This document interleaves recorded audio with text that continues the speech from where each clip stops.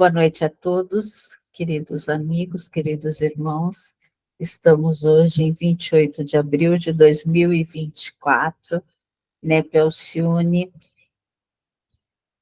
em mais um estudo do Plenitude e Evangelho, com foco na valorização da vida, no cuidado com a nossa saúde mental. Estamos muito felizes em mais uma jornada de reflexão e muito aprendizado juntos. E aqui a gente tenta buscar um pouco os ensinamentos do Evangelho, como ele pode nos inspirar e valorizar a cada aspecto da nossa vida e a tentar cultivar um pouco mais a saúde mental mais saudável. E o objetivo nosso é que a gente possa criar um espaço cada vez mais acolhedor, cada vez mais seguro, onde a gente possa valorizar e compartilhar nossas experiências, refletir um pouco sobre os desafios, e a gente espera que esse estudo não apenas enriqueça o nosso entendimento quanto à temática, mas também que ele possa oferecer ferramentas para lidar com o cotidiano, promovendo um bem-estar integral, conforme ensinado pelas escrituras, e que a gente possa dialogar, crescer e aprender sempre juntos. Que esse tempo que a gente possa passar juntos seja um tempo de renovação, de fortalecimento sempre. E eu convido a todos para ouvir uma leitura de harmonização que será lida pelo nosso querido Jaime. E depois uma prece para a gente começar com o nosso estudo. Então, uma boa noite a todos que estão com a gente, um bom dia, uma boa tarde a todos que irão assistir depois. Gratidão. Então vamos lá. É um prazer estar compartilhando essa leitura. Eu vou ler a passagem O Homem de Bem, do capítulo 17 do Evangelho segundo o Espiritismo, Sede Perfeitos. É uma passagem que eu gosto muito, né? Então, vira e mexe, eu retorno a ela e achei que poderia caber aqui a gente dividir. Então vamos lá. O verdadeiro homem de bem é aquele que pratica a lei de justiça, de amor e de caridade na sua maior pureza. Se interroga a consciência em relação aos próprios atos, a si mesmo pergunta se não violou a lei, se não ocasionou prejuízos, se fez todo o bem que lhe era possível, se desprezou voluntariamente alguma oportunidade de ser útil, se alguém dele tem queixas, enfim, se fez aos outros como queria que lhe tivessem feito. Tem fé em Deus, em sua vontade, em sua justiça e em sua sabedoria. Sabe que nada acontece sem sua permissão e em tudo se submete à sua vontade. Tem fé no futuro, por isso coloca os bens espirituais acima dos terrenos. Sabe que todas as vicissitudes da vida, todas as dores, todos os desenganos, são provas ou expiações e as aceita sem murmurar. O homem compenetrado do sentimento de caridade e do amor ao próximo faz o bem pelo bem, sem esperar recompensa, paga o mal com o bem, defende o fraco contra o forte e sacrifica sempre seu interesse à justiça. Tem satisfação pelos benefícios que pratica, pelos serviços que presta, pelas felicidades que reparte, pelas lágrimas que enxuga e pelo consolo que dá aos aflitos. Seu primeiro impulso é pensar nos outros antes que em si mesmo, buscar um interesse alheio ao invés do próprio. Ao contrário, o egoísta calcula as vantagens e prejuízos de toda ação generosa. É bom, humano e benevolente para com todos, sem exceção, de raças ou de crenças, porque a todos considera irmãos. Respeita todas as convicções sinceras e não anatematiza aqueles que não aceitam as suas opiniões. Em todas as circunstâncias, seu guia é a caridade.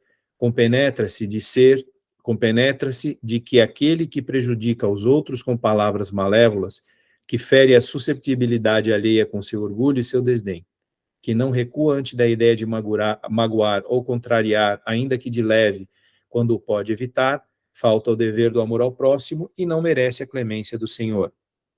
Não tem ódio, nem rancor, nem desejos de vingança. A exemplo de Jesus, perdoa e esquece as ofensas, e só se lembra dos benefícios porque sabe que lhe será perdoado assim como houver perdoado. É indulgente para com as fraquezas alheias, porque sabe que ele também necessita da indulgência e se recorda daquelas palavras do Cristo, que aquele que estiver sem pecado, atire a primeira pedra. Não se compraz em descobrir, em pôr em evidência os defeitos alheios.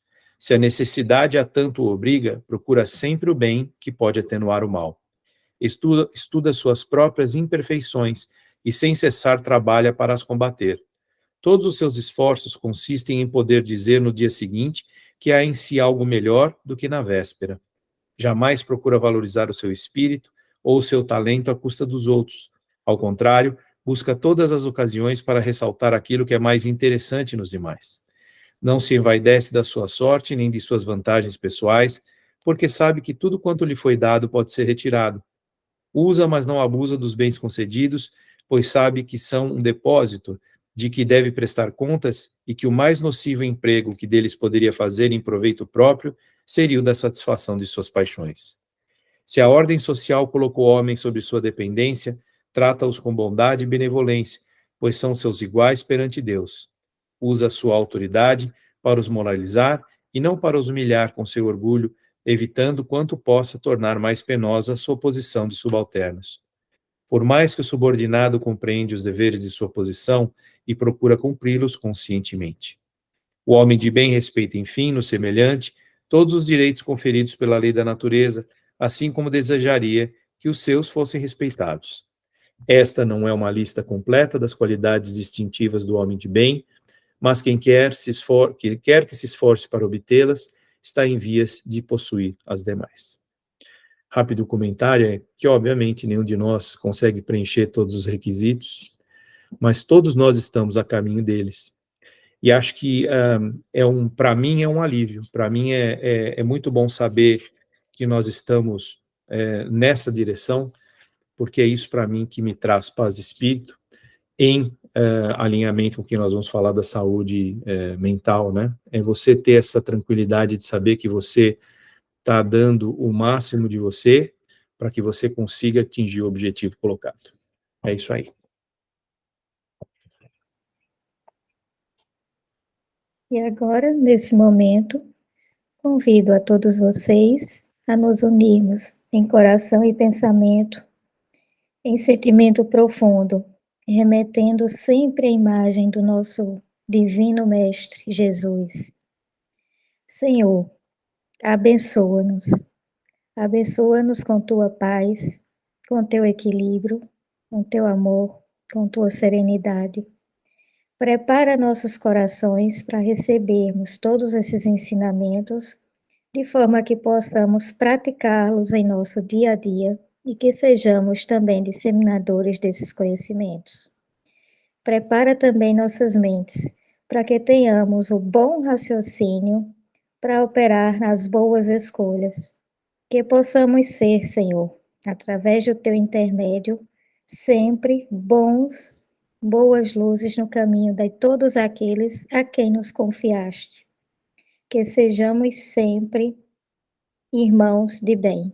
Que assim seja. Que assim seja. Quem que entrou depois? Entrou alguém? Já caiu? Eu caí e voltei. Nem vi. Não, mas entrou alguém, acho que a Sueli. Foi a Suelene. Suelene. Eu pedi para ela, eu apertei, mas eu acho que, Apertou errado. eu não sei, parece que eu tinha apertado para ela entrar, aceitando, mas eu pus no grupo para ela entrar de novo. Fechou a porta na cara dela, mulher. Eu acho que não, Grace, eu acho que não. Ela quis dar Mas chinelada. pode ser, mas pode ser. Mas eu já fiz isso também. Então, gente, hoje é aquele encontro que a gente está fazendo uma vez por mês, né? No último domingo do mês, em maio, é que a gente vai ter que trocar. Eu já estou combinando lá com as meninas para a gente alterar, que eu não vou estar aí no último domingo do mês. Mas é aquele momento que a gente está tentando trabalhar um pouquinho as questões de saúde mental, que é um ponto tão importante no nosso dia a dia. E hoje está gritando, né? A gente fez um primeiro trabalho lá no começo do ano, dos índices que a gente tem de depressão, de ansiedade, de suicídio, né? Que são talvez não tão percebidos no nosso dia a dia, na nossa correria, mas que eles são impactantes, são grandes e pode acontecer em qualquer lugar. Até essa semana, um colega, ex-colega de trabalho lá do Rio, o filho se matou, uma criança de 12 anos. Então, a gente nunca sabe como é que está, né? E é importante esses pontos. Antes de começar, queria compartilhar com vocês, eu fiz uma enquetezinha hoje rápida, né? Umas perguntinhas para a gente pensar, né? Queria mostrar para vocês aqui o resultado, ficou legal, gostei, ficou diferente. Olha como é que a gente está aparecendo para vocês já? Tá, né? Espera aí. Tá lá. Eu vou ficar na outra página para poder mover. Ali na primeira pergunta, como eu lido com situações estressantes, né? A pergunta era do 1 era mal e o 5 uma questão totalmente equilibrada. Eu notei que meus colegas não são muito equilibrados, né, pelo visto. Ninguém botou 5, mas a gente está aqui num patamar, né. Olha como que a gente tem respostas semelhantes, né. O quanto altera o meu humor em um dia? A gente perguntou na mal, ele me faz muito mal, a alteração de humor, né, é forte, e o ótimo quando a gente está num equilíbrio, né. E também aqui, novamente, nós ficamos ali no meinho, né. Acho que isso tem muito a ver com a leitura do Jaime. Sou livre para pensar, essa aqui nós vamos deixar para depois. Olha aqui, a maioria ficou ali no meio termo, né. O 1, cadê? O 1 é nunca, que eu nunca sou livre para pensar, ou 5, que eu sempre sou livre para pensar. E nós tivemos aqui um meinho, até que forte, né, uma um questionamento, se nós somos livres para pensar. No texto me lembrem, porque nós vamos falar disso. E aí, olha essa aqui, como anda a minha saúde física, e depois como anda a minha saúde mental. Vocês notaram que há uma diferença? Elas estão diferentes, né? A saúde física tem uma resposta, a mental tem outra. Isso também é uma questão para a gente considerar. E eu tiro um tempo para pensar em mim, né? Nunca tiro ou eu tiro. E essa questão da gente parar um pouquinho durante o dia e se observar, fazer o que Santo Agostinho falava, né, ele falava para fazer no fim do dia. Na atual conjuntura, eu acho que a gente precisa fazer de hora em hora, né, porque o dinamismo é grande. Parar para se observar é algo importante. para ver como é que nós estamos, como é que a nossa reação a tudo que interfere no dia a dia anda. Como é que eu ando reagindo? Será que hoje eu reajo diferente do que eu reagia anos atrás? Eu estou melhor ou eu estou mais sensível hoje em dia? Será que a minha saúde física anda tão diferente da minha saúde mental? Ou será que as duas impactam, andam juntas? São questões para a gente considerar. Vou lá para o meu PowerPoint. Eu estou tentando diminuir meus PowerPoint, tá? Para a gente poder, dei uma encurtada nele para a gente poder conversar um pouquinho mais. Mães trazendo as falas dos espíritos, né? Eu acho que é importante também para a gente ter uma visão melhor, né? E para começar, quem pode ler para mim uma pequena definição de entrada, de contextualização que o Manuel Filomeno de Miranda traz para a gente? Diga, Silvia. Tem que abrir o microfone, tá? Posso ler, se você quiser. Vamos lá. Ler, né? Enquanto o homem não for estudado na sua realidade profunda, ser espiritual que é, preexistente ao corpo e a ele sobrevivente, muito difíceis serão os êxitos da ciência médica na área da saúde mental.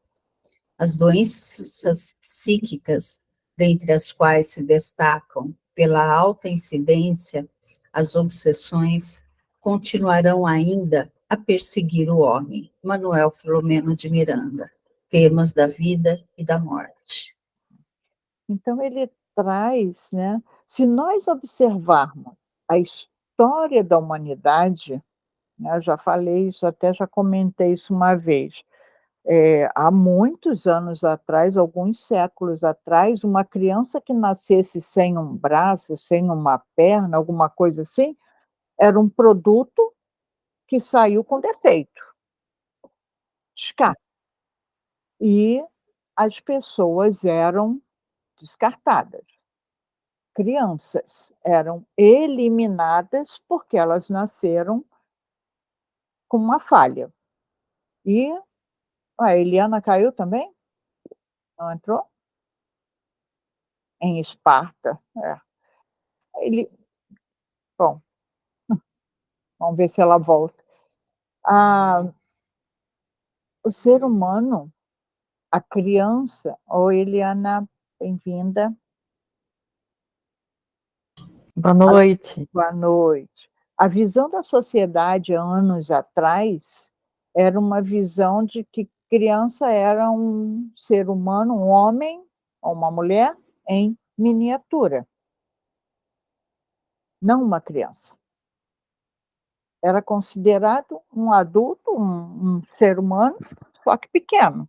E tão rápido ele saía daquela total dependência, ele já partia para as atividades igual aos adultos. Então, ajudava no trabalho, na manutenção da casa. Não existia essa visão de que criança é um ser em fases diferentes, que precisava de um cuidado diferente, né. E os casos de doenças psíquicas, as patologias, os transtornos, eram ainda mais olhados atravessado. Então, até que nem há tantos anos atrás, uma pessoa que apresentasse uma psicose, com uma esquizofrenia ou qualquer coisa que seja, era simplesmente excluída, porque hoje em dia, há 100 anos atrás, já se pensa em não eliminar a pessoa, como se pensava lá há muitos séculos atrás, que se matava numa boa, se matava uma criança que nasceu com defeito. Eles não matavam, mães excluíam, né. E, segundo estudos, muitos casos desses que estavam encostados lá nos chamados hospícios, muitos eram obsessão. E hoje em dia a gente continua vendo também um pouco dessa obsessão, nós vamos esmiuçar isso um pouquinho. Então essa visão do Manuel Filomeno de Miranda, ele chama atenção para a gente estudar o ser humano mais profundamente, com mais enfoque. Nós somos seres bio, psíquico, social e espiritual. Nós temos 4 aspectos que trabalham no conjunto. Não tem como separar, né. Existe o separado, mas eles interferem. Por isso que eu brinquei com vocês, como é que a saúde física está de um jeito e a mental está de outro? Será que uma não impacta na outra? Não interfere na outra? Vamos parar para pensar nisso. Será que eu consigo ter uma covid e o meu psiquismo se manter totalmente equilibrado? Diga, Jaime. Ele se coça. Tenho que tomar cuidado para não sair da reunião, porque os botões para mim estão me confundindo hoje. Não, é óbvio que sim, né? A resposta, do meu ponto de vista, é óbvio que sim. Mas o ponto que eu acho interessante a gente ressaltar é que no mundo que nós vivemos, né, no mundo de provas e expiações, é impossível a gente manter o equilíbrio total em todas as áreas, em todos os momentos. Então, essa variação, né, eu acho que é uma indicação da saúde, sua saúde mental, por exemplo. Então, você falou Covid. Vamos supor que você seja cometida com Covid. E aí, a sua saúde física dá uma, naquele gráfico que você colocou, né, dá uma caída. Uhum. É óbvio que a sua saúde mental, ou a sua resposta psíquica para isso, vai acompanhar. O que não pode é permanecer. A partir do ponto em que, na minha humilde visão, né? A partir do ponto em que você desce para esse abismo e começa, por si só, a trabalhar essas questões, você tende a ter respostas psíquicas que vão te colocar numa situação maior, numa situação mais elevada. E, para mim, o que me ajuda demais é, por exemplo, saber as explicações que a doutrina me traz.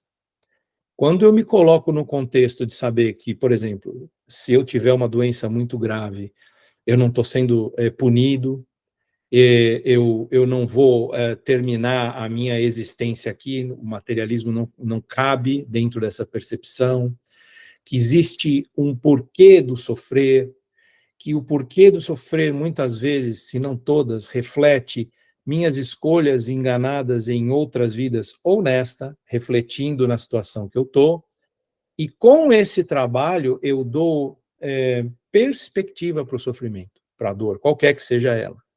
E quando você dá perspectiva para o sofrimento, você se ajuda a suportar o sofrimento. Uma coisa é eu sofrer sem saber, isso é enlouquecedor, porque você vai se revoltar, você vai buscar respostas e você não vai ter, você vai, por causa disso, ter sua fé impactada, e aí a sua saúde mental naquele gráfico vai baixar. Quando você tem outra perspectiva, você pode preencher não todos os espaços em branco das questões que você tem, mas a maioria vai te ajudar a erguer e estar no patamar que vai fazer você entender esta baixa, por exemplo, por causa de um problema de saúde, subindo na medida em que você tome atitudes saudáveis psiquicamente, racionalmente, e às vezes, mesmo não sendo possível, às vezes você pode ter uma doença terminal e ainda assim você conseguir manter o seu equilíbrio psíquico, mental, num patamar mais elevado. É mais ou menos isso que eu acho que mostra essa variação entre os dois gráficos, ou dos dois gráficos de barras que você mostrou, pelo menos a minha interpretação. Se eu estiver errado, por favor, me ajuda aí a corrigir. Não, ficou perfeita a visão de um percentual mínimo da humanidade. Esse é o problema. Deixa a Adriana falar, a gente continua. Diga, Adri.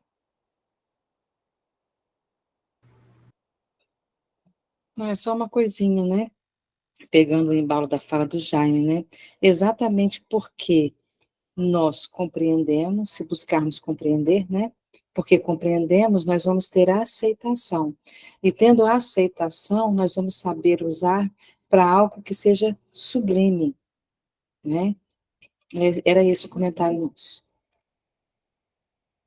Aí, diga, Dani. Eu já comecei enxerida, né? Já cheguei A ideia aqui querendo é dar trocar ideia. Eu opinião. só venho largando lenha na fogueira e vocês vão falando. Diga. Então, vou aproveitar também o gancho que o Jaime nos deu e trazer. Eu concordo plenamente com o que ele disse, inclusive eu vivenciei isso. Eu tenho um filho autista, né? Diagnosticado com 1 ano e 8 meses, hoje ele tem 5 anos, e eu, graças a Deus, e são presentes que realmente nós recebemos. Eu vim, eu nasci no berço de uma família espírita. Então, de avós, de pais, né? Os meus irmãos já são mais ovelhas desgarradas, né?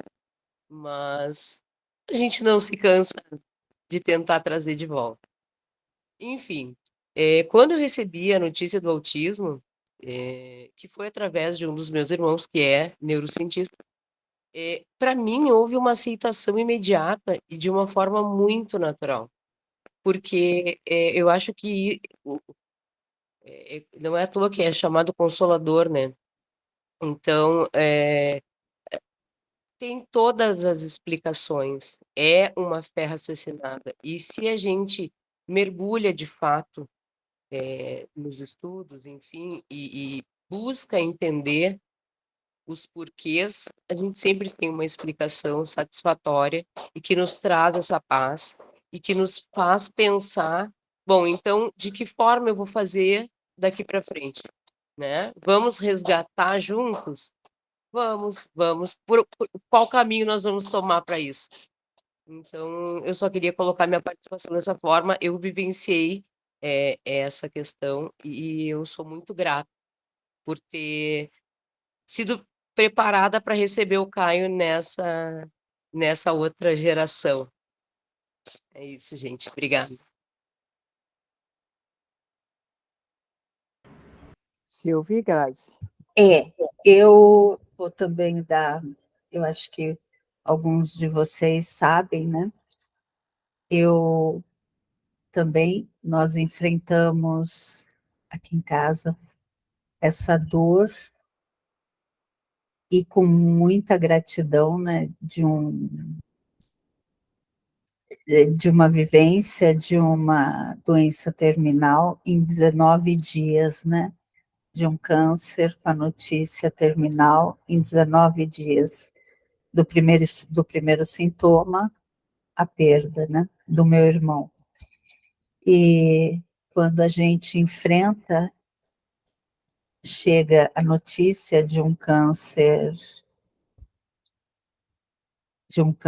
que é o mais, de um diagnóstico que é o mais terrível, né, que é o de pâncreas, e quando a gente enfrenta com essa aceitação,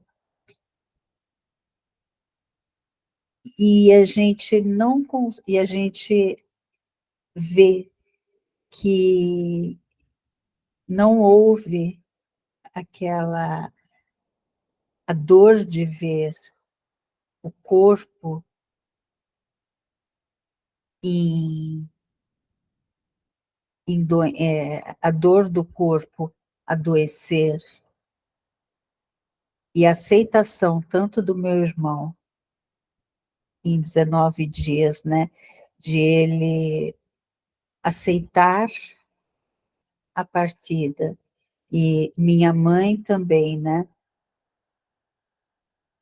Isso vem com uma força tão grande, essa gratidão de não negar a seriedade da situação, mas é reconhecer que um quadro tão difícil, mas juntos, né, que a gente acaba valorizando que essa dor emocional, a gente acaba encontrando espaço para uma gratidão tão grande de ver que o outro não vai, que o outro, mesmo sendo um filho, mesmo sendo irmão, ele não vai passar por um sofrimento, né? Ele não passou por um sofrimento que ele poderia passar, que em 19 dias ele se foi, e que não sofreu tanto, né? Então a gente acaba olhando para o sofrimento de uma outra maneira,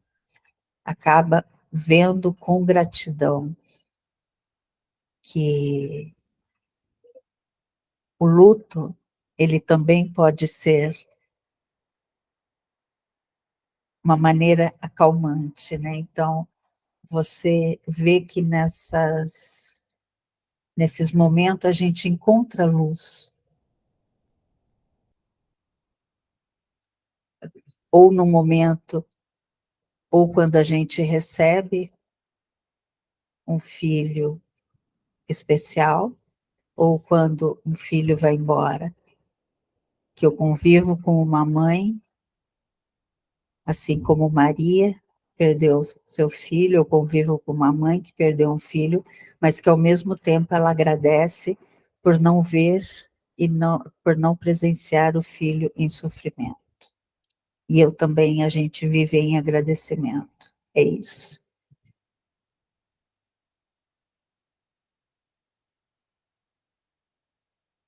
Grazi? Bom, percebemos que realmente a dor todos nós enfrentamos, não tem como ser diferente, né? Nesse mundo.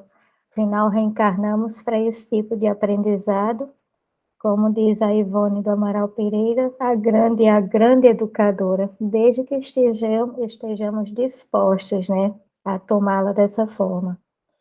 E, como vocês sabem, desde o ano passado, né, estamos enfrentando um caso de câncer aqui da minha mãe. Graças a Deus, tudo segue indo de uma forma bem positiva. Demanda, claro, cuidados, mas segue bem positivo. Mas no ano passado, estávamos naquela tensão maior, né? Cirurgia agendada, todos os exames feitos, as primeiras biópsias não eram tão positivas, então estávamos em alerta constante e não tinha como ser diferente, o emocional bem abalado. Finalmente, tudo pronto, todas as etapas concluídas, cirurgia agendada para um dia. Pouco antes do dia, recebemos a notícia de que precisaria ser remarcada para daí a 2 semanas. E isso para quem está contando as horas para aquele procedimento, porque sabe que quanto antes a cirurgia for realizada, maior a chance de cura, isso é outro baque que não foi tão fácil de digerir naquele momento. Mas para vocês verem como são as coisas, eu sou diabética. E para quem é diabético, qualquer ferimento na pele, sobretudo nos pés, nas pernas, é algo bem mais preocupante, né, pela questão vascular. Então, provavelmente, pelo emocional, abriu-se uma ferida no meu pé. E foi aquele ferimento, como é de desenvolvimento atípico, só tinha uma manchinha num dia, daí a 2 dias estava uma coisa realmente muito desconfortável, bem dolorosa, e tivemos que correr, né, para dermatologista e para o vascular, para analisar a situação. Daí o que é que me foi dito? Que eu precisaria ter repouso absoluto por exatamente 2 semanas. Era o tempo que eu teria. Sendo que eu era a pessoa que iria ficar no hospital com minha mãe, acompanhando. Tenho irmã, mas ela tem filha pequena, marido, trabalho, enfim, um contexto que eu precisaria acompanhar a minha mãe ao hospital. E o que é que os médicos me disseram? Se daqui a 2 semanas essa ferida não estiver fechada, você não pode entrar no hospital, porque o risco é gigantesco para você, que você tem imunidade muito baixa. Então, a partir daí, o que é que eu pensei? Puxa, a princípio nós achamos tão ruim, eu confesso que eu chorei metade da noite, mas eu chorei, eu digo, vou chorar tudo de uma vez para não para secar, para a partir de amanhã estar bem seca por dentro, né, as lágrimas, para poder abraçar tudo novamente. Daí eu pensei, exatamente 2 semanas. Poderia me abater, poderia ficar, será que vou me recuperar? Será que não vou? Puxa, que coisa boa. Tenho exatamente o tempo necessário para poder me recuperar e cuidar da minha mãe, e assim vai ser. Bom, daí a 10 dias voltava à médica, aos médicos para analisar a situação, quase fechada já a ferida, e eles realmente demonstraram espanto, porque a vascularização na área muito ruim, não se esperava que houvesse aquela cicatrização num curto intervalo de tempo. Fiz todos os exames, nenhum indício de infecção, portanto, em 10 dias estava liberada para, desde que continuasse com aqueles tratamentos, né, que são subsequentes, podia realmente cuidar da minha mãe no hospital, na fase que ela precisou, né, desde a cirurgia e pós-cirurgia. E a lição que fica é, quando as notícias são ruins, a gente precisa sim de um momento para extravasar, é permitido, faz bem chorar, embora alguns achem que não, força é não chorar, da minha parte discordo. Força é você jorrar tudo o que precisa, toda a angústia que precisa naquele momento, para a partir dali se encher de fé, se encher de esperança e abraçar aquilo para o que nós estamos sendo convidados. E foi esse relato simples mesmo, diante dos que vocês estão trazendo, mas que também acrescenta um pouquinho, né, as nossas reflexões. Perfeito, Graça. É isso aí. A nossa. Oi, Caio. Vai me dar oi? A Grace, você colocou o exemplo do que. Porque muitos, hoje em dia, acham que o corpo é só aquela massa que tem um processo que vai seguir.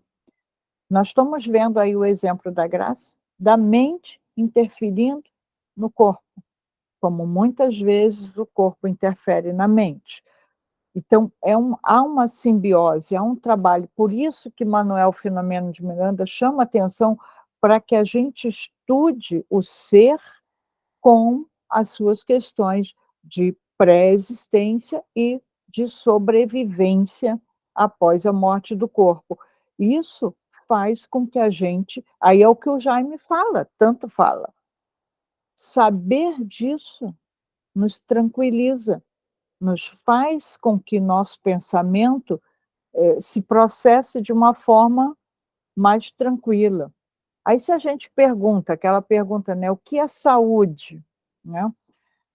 Pela OMS, pela Organização Mundial de Saúde, estado de completo bem-estar físico, mental e social, e não apenas ausência de enfermidade ou de invalidez. Conhecereis a verdade vos libertará. Mães, isso somos nós aqui, estudando o Evangelho, e que às vezes ainda damos umas boas rateadas. Mães, na nossa casa espírita, se chegam, e no nosso dia a dia, no nosso trabalho, na nossa escola, aonde for, chegam pessoas que não têm essa noção. Não têm.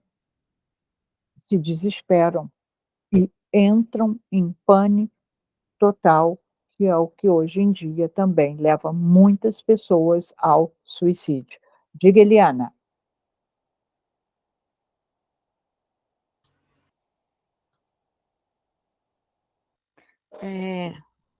refletindo sobre o que vocês estavam falando e sobre o texto, né? Eu lembrei aqui de Aristóteles, né? Do conceito que seria a saúde, que seria manter uma vida equilibrada, né? A vida equilibrada em todos os setores, físico, mental, emocional, etc., né?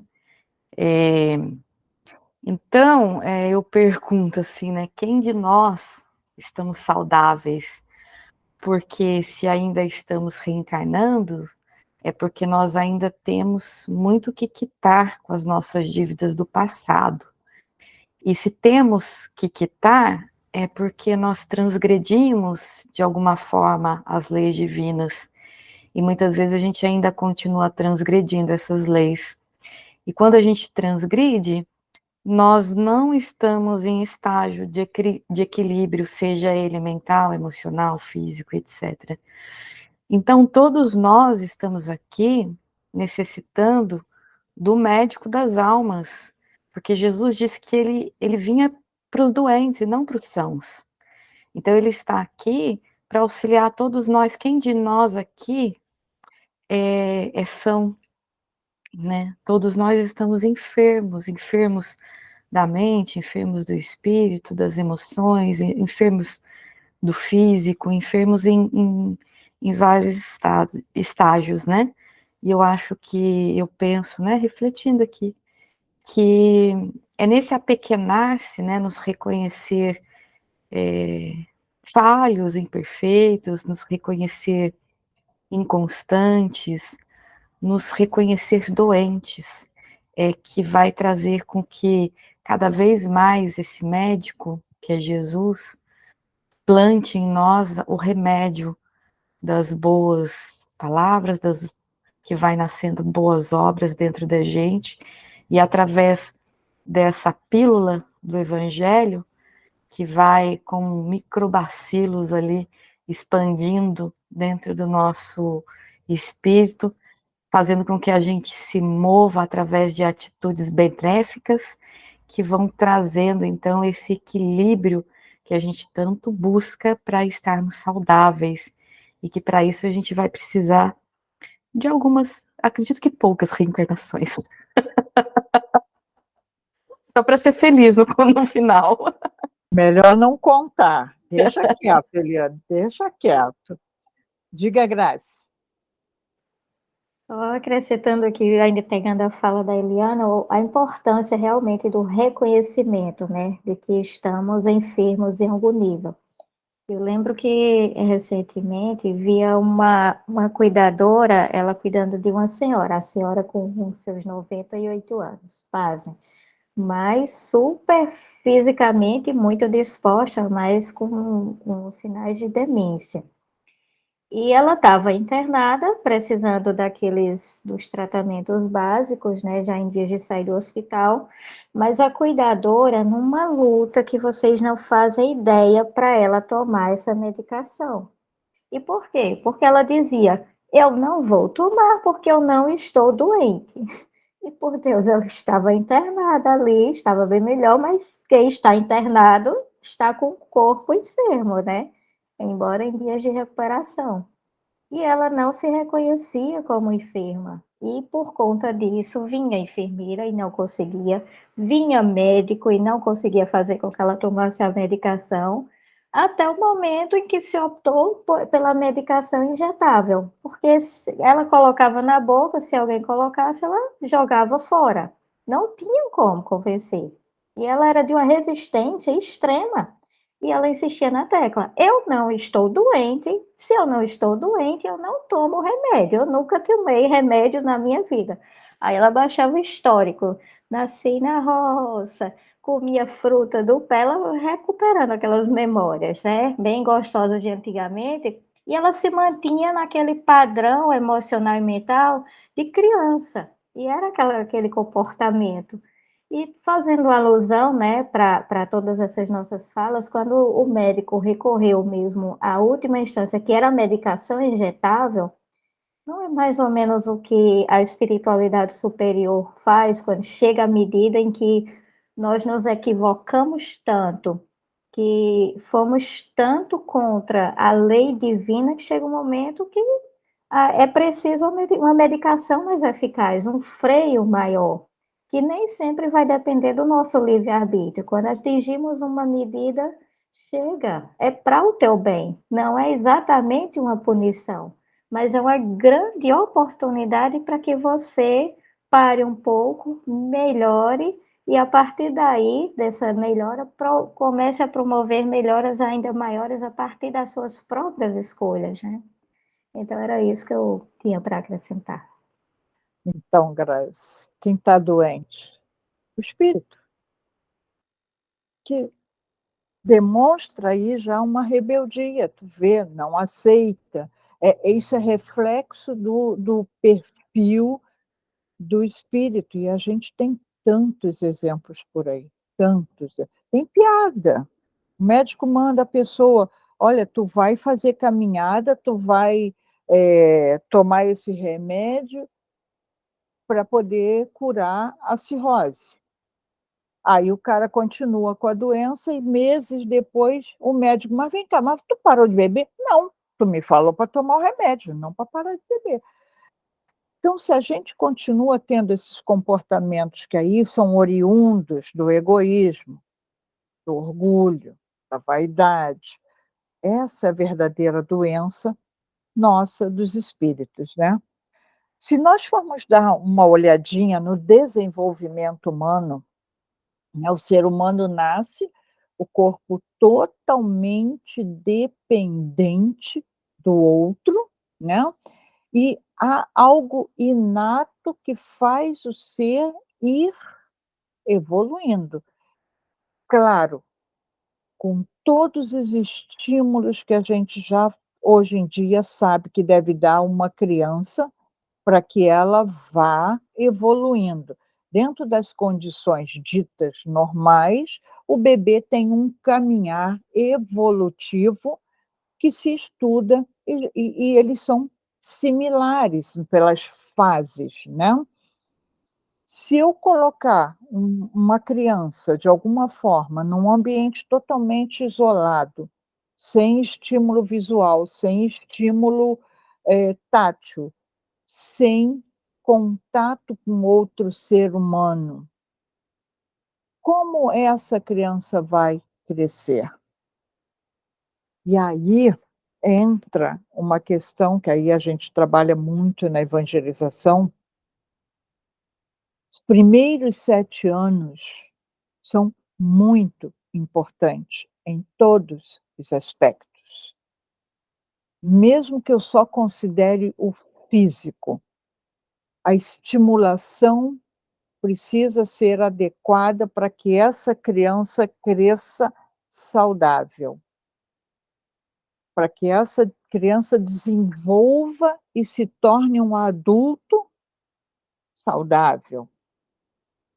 Mas vimos hoje em dia ainda tantos desvios de educação, de trato deste ser, que é um espírito recém-encarnado, que recebeu a bênção da encarnação, ganhou um corpo dentro dos moldes que lhe é necessário para a tarefa, para o aprendizado do momento, ganhou o meio ambiente que ele precisa, ganhou a família que ele precisa, a gente estava falando lá no começo das famílias, né?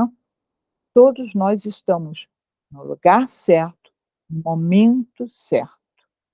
E aí nós, espíritas, precisamos compreender essa evolução, essa inter-relação de saúde física, mental, social, todo o contexto, para que a gente possa acolher esse espírito que chega à nossa casa, ou à nossa família, ou no nosso meio, de uma forma com um outro olhar. Existem pessoas que cometem atrocidades com crianças. É fato. Desde o simples desleixo, né, de largar ele com uma televisão, uma internet para não ter que ter trabalho, há violências, há agressões físicas, psíquicas, abuso sexual, a história é longa. Então, quando a gente olha para a sociedade de hoje, a gente percebe o resultado de muitas histórias passadas. E se nós estamos aqui, nós não estamos aqui porque nós não, eu não sei vocês, se vocês já sabem disso, mas nós não estamos aqui porque somos missionários do bem. A gente tem uma tarefinha também para aprender, né. Então, compreender, tentar desenvolver o nosso olhar para com esses espíritos é de suma importância. Auxiliar o desenvolvimento psíquico desses seres é muito importante.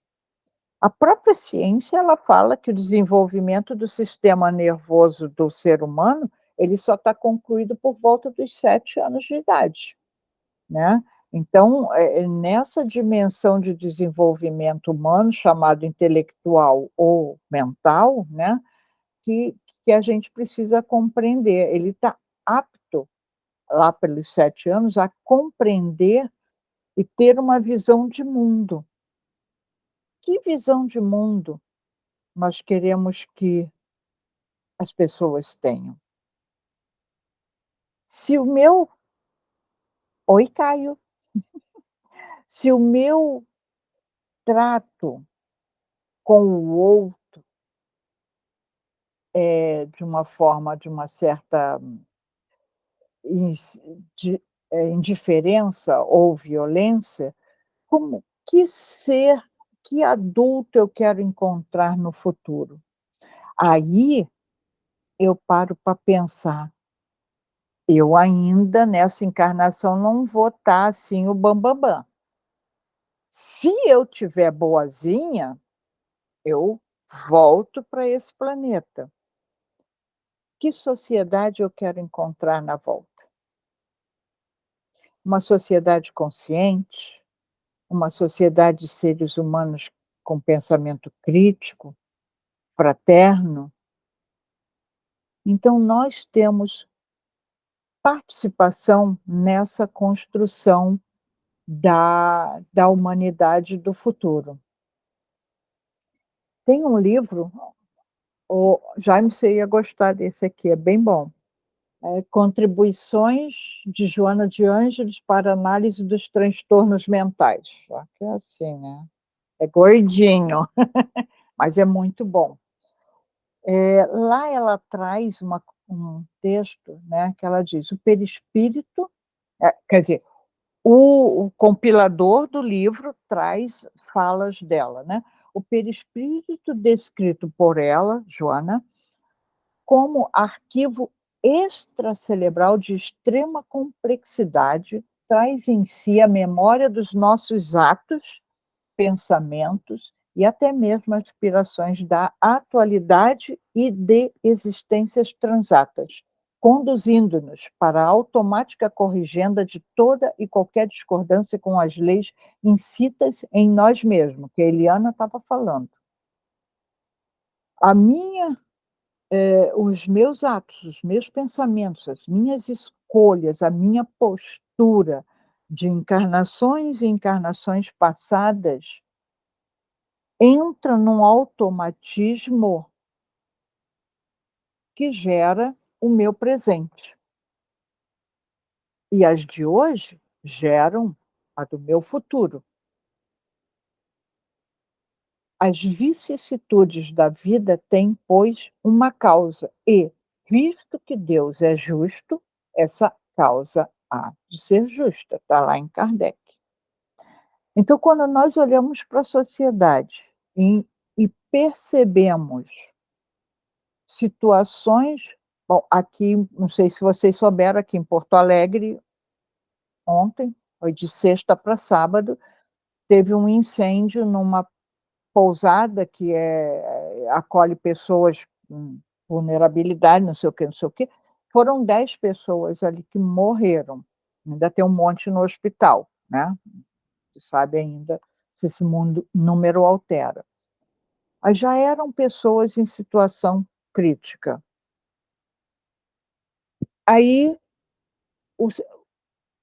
acontece um incêndio, que também por negligência tanto das autoridades, como provavelmente também das pessoas que estavam ali dentro, que a gente sabe que a imprudência acontece, né. Aí a gente olha, fica todo mundo apavorado: "Meu Deus, coitados". Mas, né, essas vicissitudes que acontecem, elas têm uma justificativa. E se eu compreendo Deus como um ser justo, as causas, as situações há de ser justa. Quando a gente eu lido com umas pessoas em sofrimento emocional e muitos sofrem depressão, sofrem ansiedade, e depressão, gente, é algo assim intratável, né, vai sendo cuidado, acompanhado, mas são altos e baixos gigantescos, causam sofrimento enorme na pessoa e ao seu entorno, e elas se perguntam: "Por que eu? Eu só queria ser normal". E aí a gente para: o que é normal? Normal em relação a quê? Né.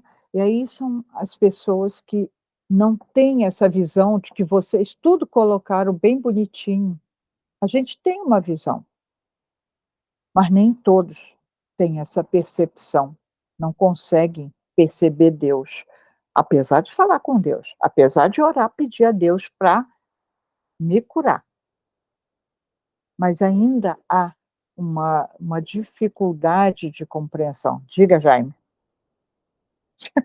Não, Você está me antecipando. não, eu vi tu botar a mão assim, já vai lembrar. É isso aí. Eu estou ficando muito previsível. Mas ótimo. O que eu queria acrescentar é que, para mim, você tocou no ponto exato. A questão é percepção.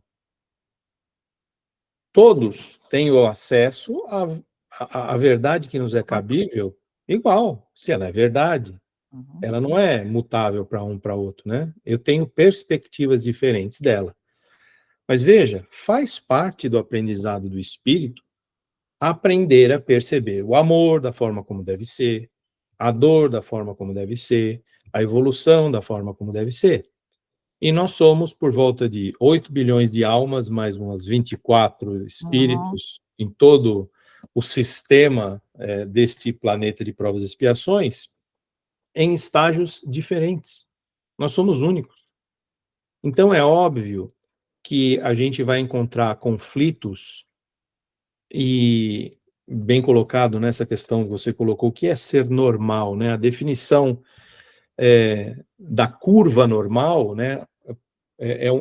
A curva normal, ela está num gráfico XY, ela é um U de ponta cabeça que acrescenta as ocorrências próximas ao centro. Então, Uhum. esse conceito de normal também é relativo, né? É algo que está mais próximo do centro. Antigamente era normal fumar, hoje não é mais.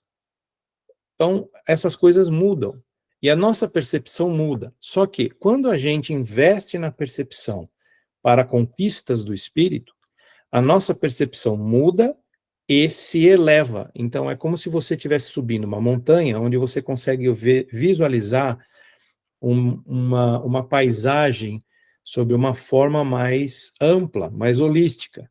E isso vai te ajudar, porque enquanto eu estiver aqui no detalhe, eu não vou conseguir subir a montanha. Eu vou estar olhando só naquela pétalazinha da flor, mas tem muito mais que eu preciso ver. Tem muito mais que eu preciso perceber, porque nós estamos falando de sentimento. E o sentimento é algo abstrato. A gente não vê, não toca. Eu não sei o que é o amor, a não ser pela percepção e vivência que eu tenho do amor. Como hoje, no nosso nível vibratório, acho que a gente percebe bem menos do que a gente vai perceber no futuro, nós estamos nessa situação. É por isso que o mundo hoje em dia sofre, e eu faço parte desse mundo de sofrimento, não estou me isolando, dessas dúvidas, desses questionamentos, dessa angústia, desse vazio interior. Só que alguém deu um passo a mais e conseguiu preencher um pouquinho mais a lacuna e consegue se sentir um pouco mais confortável. Alguém não deu esse passo e está lá para trás, remoendo, batendo, se suicidando. Então, quanto mais a gente consegue ampliar nossa consciência, para que a gente em si entenda como parte desse todo, mas em diferentes níveis, ajuda. É isso que eu falei no começo, né? O início de toda a minha fala foi essa. Quando você entende o propósito, não só intelectualmente, né? Que você pode ler a Bíblia, o livro do budismo, do shintoísmo, ler não significa muita coisa. O negócio é seguir o que a Alcione falou, né? A gente tem que conhecer, a gente tem que meditar, a gente tem que viver e a gente sentir e tem que viver. Ela falou referente ao evangelho, mas serve para qualquer coisa. Se eu não conheço, não faz parte da minha realidade, então não tenho o meu crivo de certo e errado. Eu simplesmente passo ao largo. E hoje, na minha visão, muitas pessoas passam ao largo. São os cegos que estão à beira da estrada e ainda não gritaram, né? Não falaram, olha, me cura, né? Isso em homenagem a, a, a essa discussão que a gente teve, né, algumas semanas atrás, dessa passagem bíblica. Mas o ponto é esse, a gente precisa cada vez mais nos empenhar para perceber da forma correta. Quando a gente começar a mudar essa questão da sensação para sentimento, e essa percepção começa a tocar nesse ponto, a gente vai começar a ampliar a nossa visão, como subir a montanha, e a gente vai ver um horizonte muito maior. E quando a gente viu esse horizonte, a gente não consegue desver esse horizonte. Se eu der 3 passos para trás, a minha cabeça ainda vai estar com essa visão. Mas eu gostei muito do seu ponto, quando você ressaltou dessa questão do que é ser normal, e foi aí que eu quis comentar. Diga, Dani. Bom, de antemão eu peço desculpas aí se eu estou sendo muito intrometida, mas eu nunca participei de um grupo de estudos de espiritismo, é a primeira vez. O que acontece? Eu gosto muito de cruzar informações, né? E à luz da neurociência, o afeto ou a falta de afeto impacta diretamente no desenvolvimento futuro dessas crianças, né? Isso é uma coisa que eu sempre busquei junto do espiritismo e cruzar essas informações tanto com o Guilherme, meu irmão, quanto com o meu pai, né? Que hoje é falecido, mas que tinha um conhecimento maior do espiritismo do que eu, que sou muito ignorante ainda. Então, é sabido já pela ciência que a falta de atenção, né, hoje em dia não dada pelos pais, impacta diretamente. A criança, o cérebro da criança entende esse desleixo ou como tu falou, entrega um celular ou entrega um brinquedo, deixa num lugar para que a criança faça sozinha, se desenvolva sozinha. Isso o cérebro entende como uma agressão com a mesma proporção de uma agressão física. Isso é comprovado cientificamente. Então, assim, realmente de que forma a gente está tratando as nossas crianças, mesmo que no desleixo, né?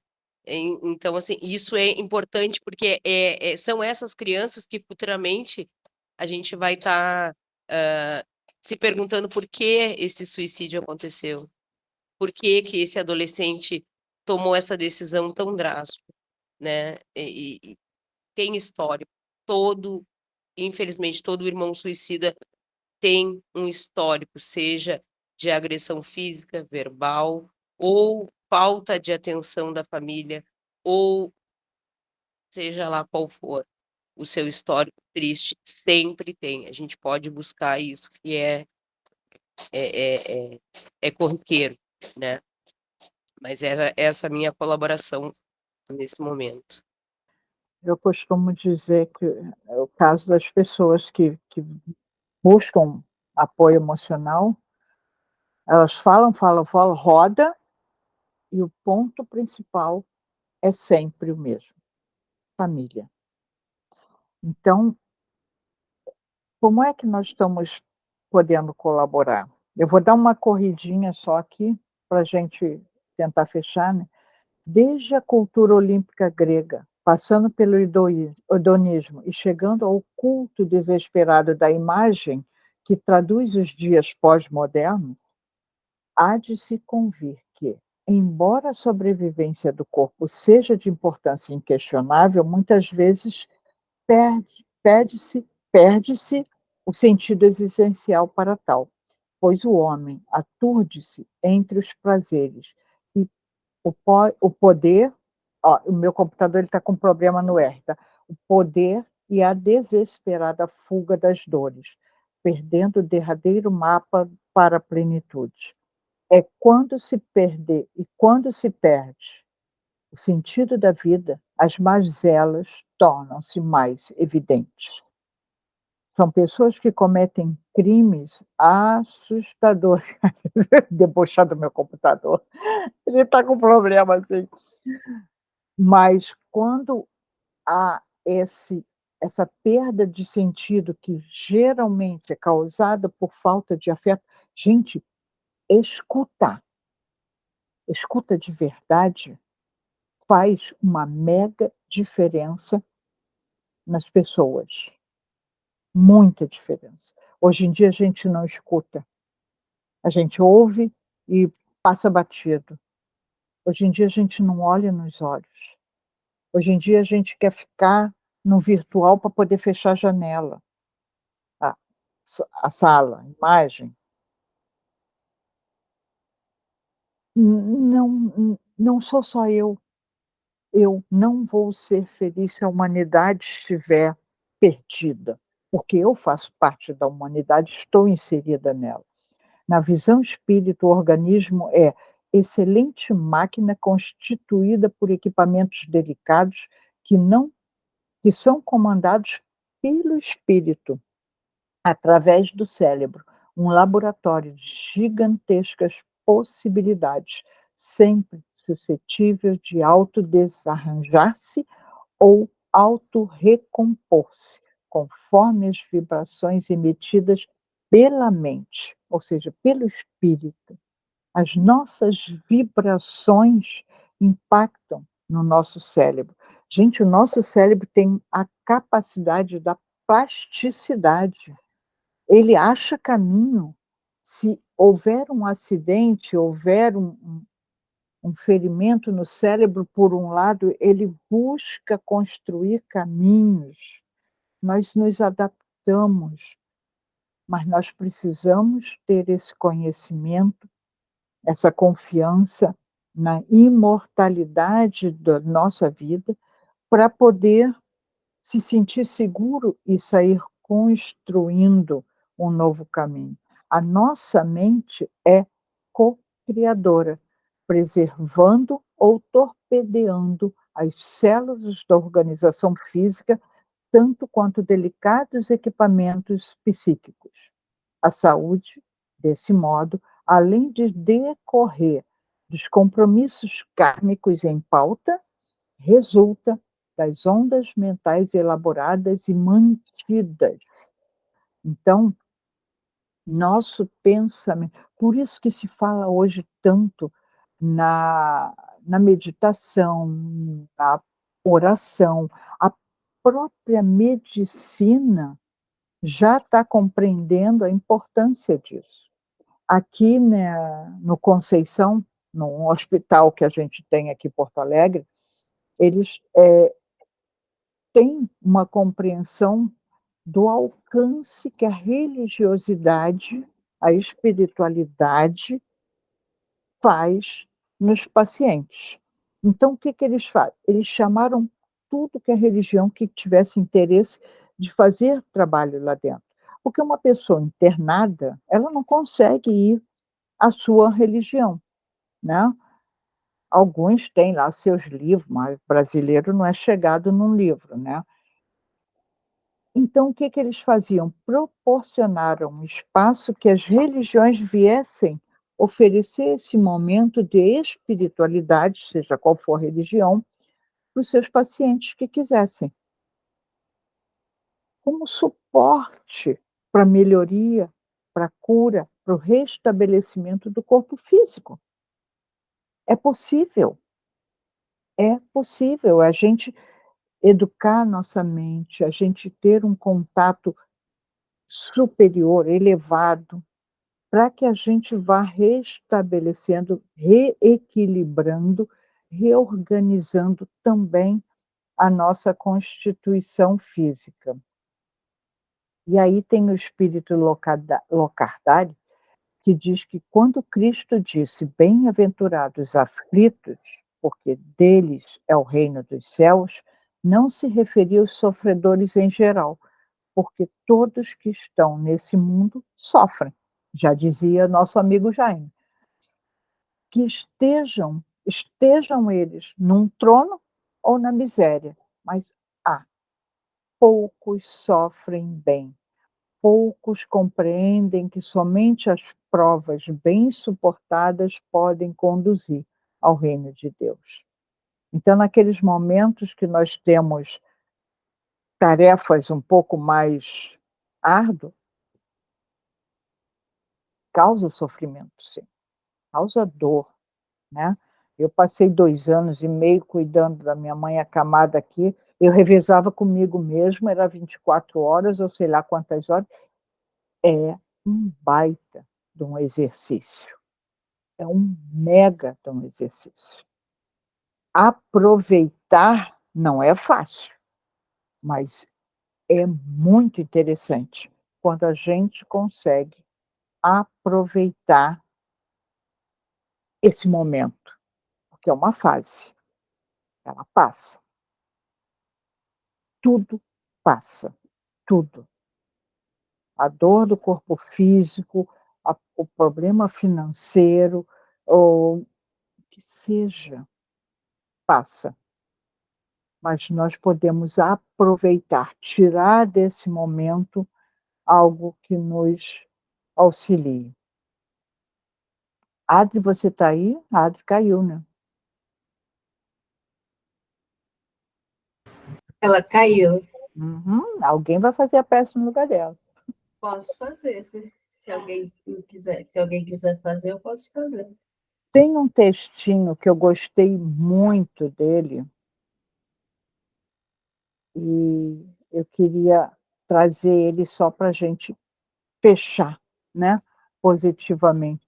O próprio Cristo, ele perguntava para as pessoas: "O que queres que eu faça? Eu quero ver. Vá e não peque mais." Ele sempre auxiliava. Mães, ele dava a função. Então,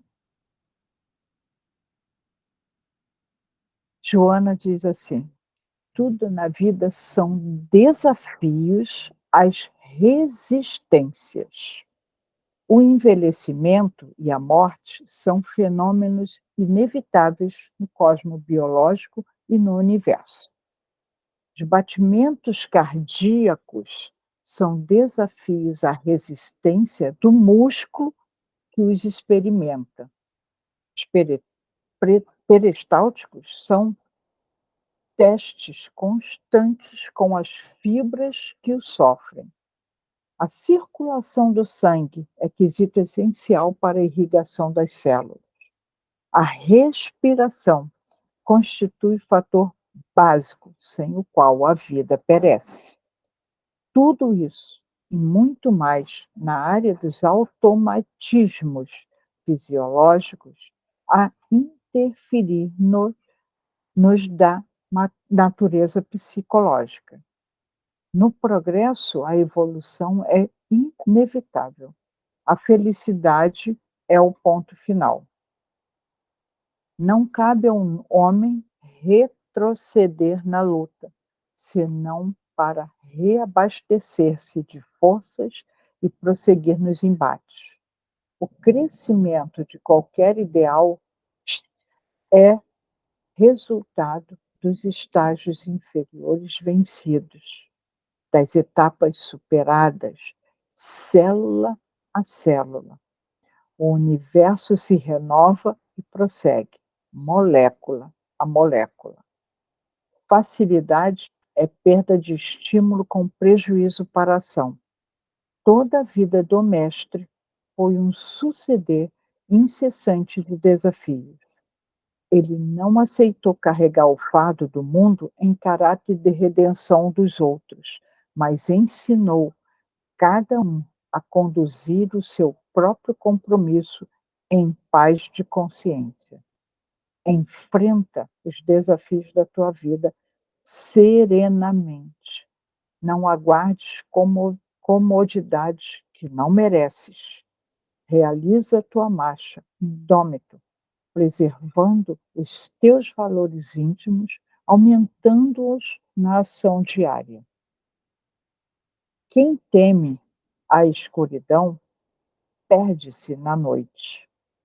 Sê tu aquele que acende a lâmpada e clareia as sombras. Desafiado, Jesus venceu. Segue-o e nunca te detenhas ante os desafios para teu crescimento espiritual. Jesus e a atualidade. Vou passar, desculpa o horário, mas eu acho que foi bem aproveitado. Silvia faz a nossa prece de encerramento. Prazer imenso. Voltamos no próximo encontro. E domingo que vem seguimos no nosso estudo da Carta de Paulo. Silvia, contigo. Gratidão, minha querida Vera, gratidão a todos que estão aqui, gratidão a todos que irão ouvir esse lindo encontro. Convido a todos a serenar as nossas mentes, os nossos pensamentos, os nossos corações, e vamos elevar nossos pensamentos, agradecer, amado Pai, amado Filho, em suas presenças, buscamos conforto, segurança, confiança e a certeza de nossas existências. Diante da dificuldade que possamos encontrar, diante das dificuldades que nossos irmãos se encontram, que possamos suportar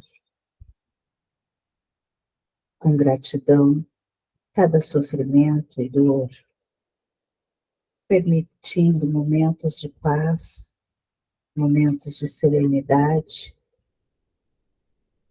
reconhecendo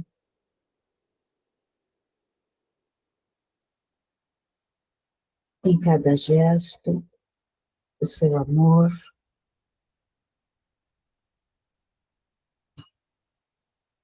a sua bondade, que possamos valorizar cada respiração, cada sorriso, cada gesto de carinho, reconhecendo em cada pequeno alívio um sinal de tua misericórdia.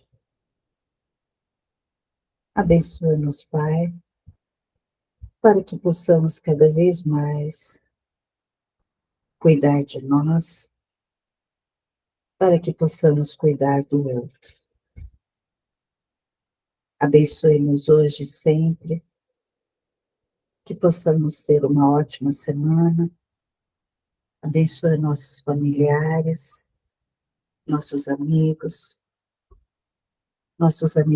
e irmãos que não puderam estar aqui presentes. Abençoe nossos irmãos menores,